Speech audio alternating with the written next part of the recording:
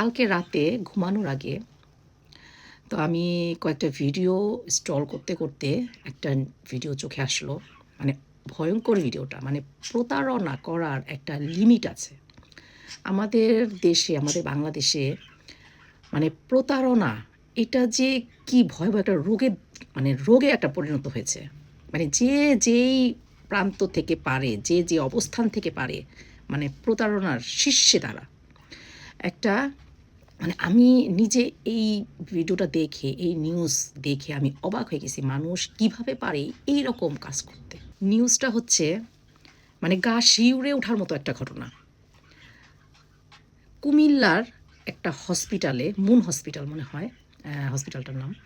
তো সেখানে রুগীকে 400 টাকা দামের একটা ইঞ্জেকশন, সেটা বিক্রি করেছে 34,500 টাকায়। আপনি চিন্তা করে দেখেন মানে কী পর্যায়ে প্রতারণা। আমি দেখে অবাক হয়ে গেছি যে মানুষ এরকমও পারে। সে 400 টাকার দামের ইঞ্জেকশনটা সে বড় জোর ঠিক আছে প্রতারণা করে 1,000, 2,000 করতে পারতো, 5,000 সেটাও করতে পারতো। কিন্তু দুর্নীতি, প্রতারণা করার লিমিট আছে। 400 টাকা দামের ইঞ্জেকশন সে বিক্রি করেছে 34,500 টাকা। মানুষ কই যাবে? আমাদের দেশের মানুষ কি অনেক ধনী? মানে এই যে রোগীর সাথে সেই রোগী একটা সিরিজ, একটা ইঞ্জেকশনের কিনে আরেকটা ইঞ্জেকশন সে এই টাকাতে কি কিনতে পারবে? মানে এইটুকু জিনিস তারা চিন্তা করলো না। প্রতারণা করার লিমিট আছে। নিউজটা মানে ভয়াবহ। মানে যেই মহিলাটা ভিডিওটা করেছে, মানে দেখাচ্ছিল, সে মানে কান্না করতেছে রীতিমতো যে কি করছে। 400 টাকা দামের একটা জিনিস, সেখানে 34,500 টাকা। ভয়াবহ ঘটনা, যেখানে মানুষ 1,000 টাকা আর্ন করতে হিমশিম খেতে হয়।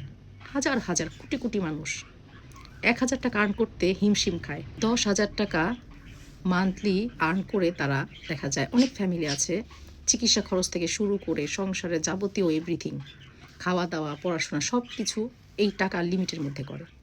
সেখানে একটা ওষুধের দাম যদি 400 টাকা পরিবর্তে 34,500 টাকা রাখে, এরকম একটা কেন, এরকম হাজারো হাজারো ঘটনা আছে বাংলাদেশে যে এই কাজগুলো করে। এগুলো কি দুর্নীতি না অপরাধ তারা চিন্তাই করে না, তারা ভাবেই না। তারা সেটা বিক্রি করতে পারলেই চলে, ওইটুকু সে নিয়ে একবার নিয়ে নিল, ব্যাস ওইটা নিয়েই তারা হ্যাপি। কিন্তু এটা যে তার ঘাড়েও পড়তে পারে, সেও যে জিনিসটা ফেস করতে পারে, এটা তারা মনেই করে না। যে যার সাথে যেমনটা করবে তার তো তেমনটাই হবে ভবিষ্যতে। সে যে আরেকজনের সাথে এই কাজটা আজকে করলো, ঘুরে ফিরে তো তার কাছেই আবার এরকম একটা ঘটনা আসবে। তো এই পরবর্তীর কথাটা চিন্তাই করে না, ভাবেই না, একটু ঘামেও না। এরকম অহরহ ঘটনা একের পর এক, দিনের পর দিন ঘটে যাচ্ছে বাংলাদেশে।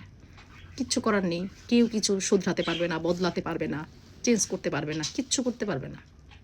এরকমই চলবে, দিনের পর দিন এরকমই হবে। সরকার কি করবে?